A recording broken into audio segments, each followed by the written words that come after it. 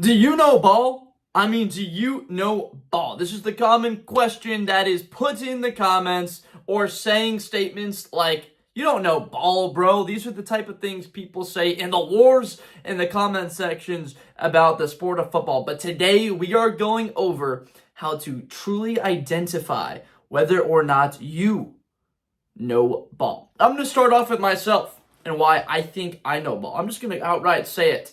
I spend my Saturdays watching about 10 to 12 hours of college football. Depends on whether or not I'm going to be watching that late Saturday night game. And then on Sundays, I'm in Los Angeles from 10 to 8:30. We are dialed in. There's only about a 30-minute window there in the afternoon games on a Sunday where there's not football. So when you consume that quantity of football, it's just frankly impossible to not understand the sport. And by what I define as knowing the sport is you know who the head coaches are, you know who the starting quarterbacks are, you know who the best player that's not the quarterback is on each team. You're able to know their records. You can know where the direction of that team is heading just about every season. You can get a sense of where they are headed in the future. You're also able to understand other matchups. You can say, what was the score?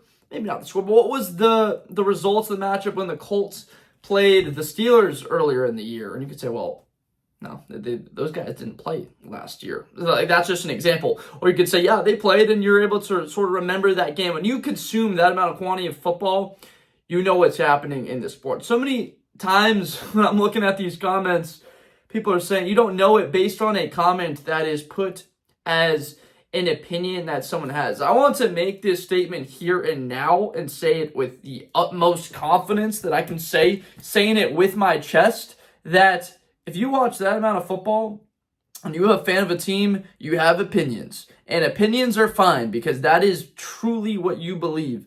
And so for someone to attack someone based on opinion that they have formulated from their watching of the sport, that's just a ball bouncing off a wall. Like, you're never going to get through to that person that is engaged with that specific team or that saw a specific play and have an announcer say, yeah, like that left tackle, he's one of the top left tackles in football. And for someone to have been watching a completely different game that day, didn't see that one, let's just say it's the Houston Texans with Laramie Tunsil. They're playing the Indianapolis Colts, and Tunsil doesn't even give up a single pressure, and the announcers, Jim Nantz and Romo, are saying, yeah, Laramie Tunsil is one of the best left tackles in football. But you're a fan of the NFC, so you're watching the Green Bay Packers play the Carolina Panthers. You don't see that game. But the next week, you see the Packers play the Texans, and you see Laramie Tunsil get a holding call, and they call that. And then you see him give up a sack. You're going to be like, Laramie Tunsil? Like,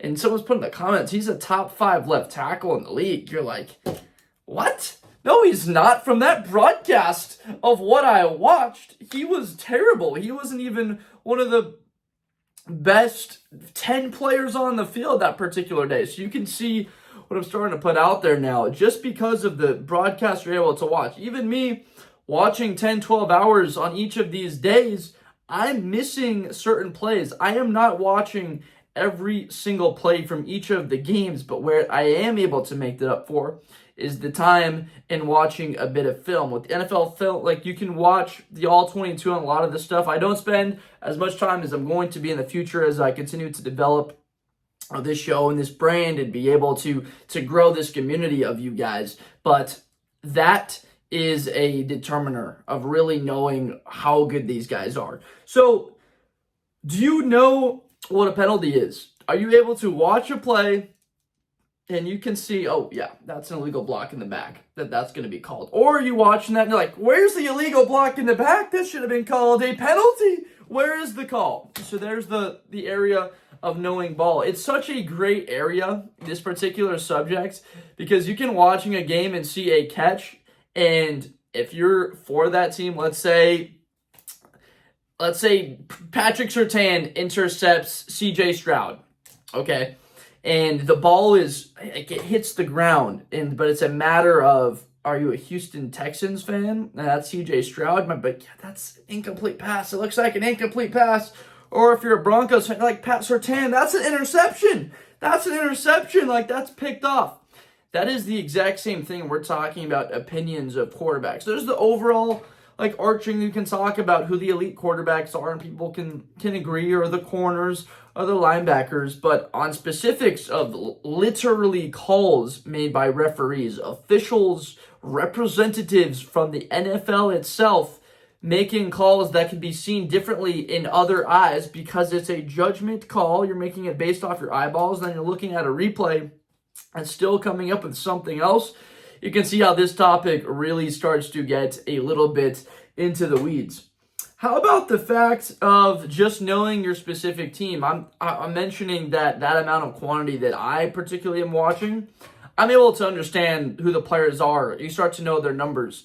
And an element of when you are doing a broadcast, like I called college football games when I was a student, and I was a broadcast journalism person. I was calling. You would know the numbers and you're associated with the players. If you're watching a game and you know who that player is, you can quickly see like, oh, that number, okay, that's 44, that's going to be Dylan, or that's 52, that's Mac, or you're seeing, oh, okay, that's 58, that's Roquan Smith. You're able to pick it out immediately, and you start to have a familiarity with the numbers. That's when you're able to elevate to a point where you know ball. I'm frankly very impressed when people are able to talk about offensive line. I think the point of offensive and defensive line are understated. Everyone can talk about wide receivers and running backs and even tight ends or the star corner, but when you get into the weeds and you start talking about your left guard and how you've been impressed by their footwork, or how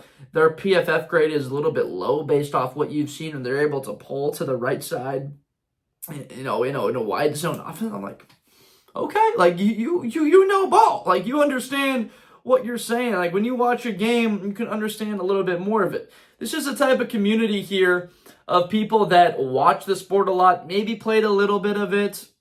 For the most part, most of the viewers right now are not former NFL players. Hopefully we get to that point. But for the most part, you're fans. You're casual or you're diehard, and you have an amount of honor and integrity to the point where, like, look, I watch this sport. I invest my time, so I know that I know what I'm talking about here. So that's where it can get very tricky. When you have the element of time, and it's sensitive to some people because a lot of people in this country are making hourly pay, or they're on a salary, so they know what their time is worth, and they're investing 3 hours on a Sunday or a Saturday, and you're watching the USC Trojans play the Notre Dame Fighting Irish. You're investing your time in that.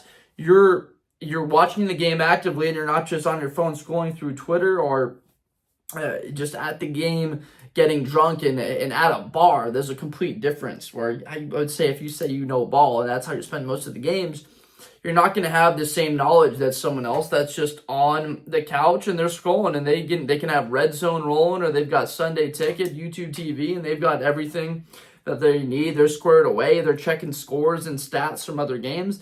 That person's just a little bit more into it than you, and that's perfectly fine. Not everyone wants to be able to have to make that investment of their time and their weekends. That's usually the days where you're able to de-stress and get away from having to actively engage and be with something. And so that is another factor of it. Are you passionate to the point where you really care about these results, where it affects your day? Because I would say if it emotionally impacts you, like, ball. Like you were able to remember heartbreaking moments. You're able to remember incredible moments where you were elated. You just have that emotional attachment to the sport. It's just going to mean more to you. But if you don't, it's hard to be able to compare to someone, that's been to games for a number of years. They've been to cold December games in the snow, or the New York Giants are scoring off against the Philadelphia Eagles. Like, they understand the sport. They've suffered out there. They've been in the cold. They've been in the heat. They've been in Jacksonville in a September game playing against the Indianapolis Colts. Like, they've been out there. They've sweated for this team. Or if they're a college student and they're a fan of Tennessee, like, I went there. I gave that school $120,000 over the course of 4 years. I paid my tuition. I showed up. I had a class or two with former football players on that team. Like, I really know them. I would say another element is, once we get really advanced with it, do you know what play is probably coming? If you're able to understand game situation, like when to use timeouts, when not to use timeouts, when it's a good idea to run the football or not run the football. That's what gets impressive to me when it's like a 3rd and 3 and someone's like asking the question and you're genuinely curious. That lets me know that you're actively thinking and you're trying to improve. That's where I really respect it, is someone that's like curious. Oh, like they threw the ball, they took a shot on 3rd and 3 and, it worked out, but did they maybe could have picked it up on the ground? Like they've been running the ball 5 yards a carry so far today. Could they have gone, with a run there? Or maybe if it's 3rd and 3, you're able to pick up 2 yards and go for it on a 4th and short. You could run the ball twice. That's been the hot topic now, is it's been more aggressive nature of NFL teams. College has always been that way. Like 4th and 4 on the 46 of the opponent. Like we can go for this. Like if it's 3rd and 5, we can run the ball on 3rd down to get some yardage because we know we're going for it on 4th. But the NFL over the last 5 years has been this extreme transition towards way more aggressive play with teams going for it on 4th down, which has led to more statistics involvement and their impacts on games instead of punts or teams settling for field goals. If it's a 4th and 2, let's say, and it's a 3-point game in the 4th quarter with 4 minutes left, are you kicking that field goal to tie it? Or are you going for it? It's on there 30. You can score. You can take the lead with a touchdown. It could be Chiefs and the Bills. Like, do you want to give the ball back to Josh Allen? Or do you want to go score a touchdown and give them as little time as possible? These are the types of questions where you're able to really determine like an understanding. Then you go back, you evaluate, like, was that a good decision? Did they really make the right choice there? Sometimes it doesn't work out. Sometimes it does. That's analytics.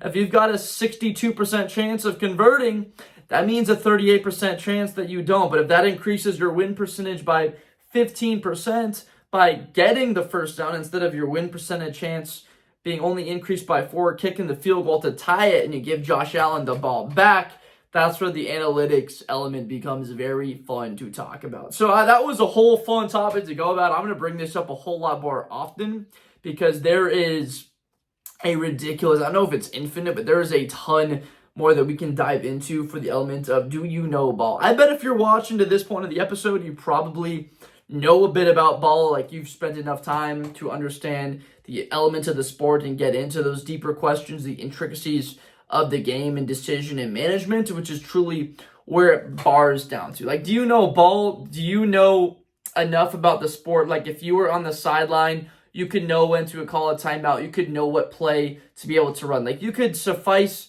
to make decisions, not just like Madden, we're never going to punt, we're never going to kick a PAT. Like, that's not understanding the game. That's just a video element. So the true ability, like, could you be a serviceable head coach just making the right decisions? You wouldn't know the X's and O's to a level, but could you be able to get by making decisions on a sideline? I frankly think that a lot of fans would be able to get by doing that on sidelines based off the amount of quantity and knowledge they amass watching the sport of football on the weekend. So I appreciate you so much for watching. Make sure to comment and let me know what are a couple more requirements that go into whether or not someone knows ball, because this is such a huge part of culture right now that's brought up in what we see in interacting, because it's so much fun to engage with other fans of the sport. So like this video or dislike it, depends on your opinions of what I'm saying here. Make sure to subscribe for more football content like this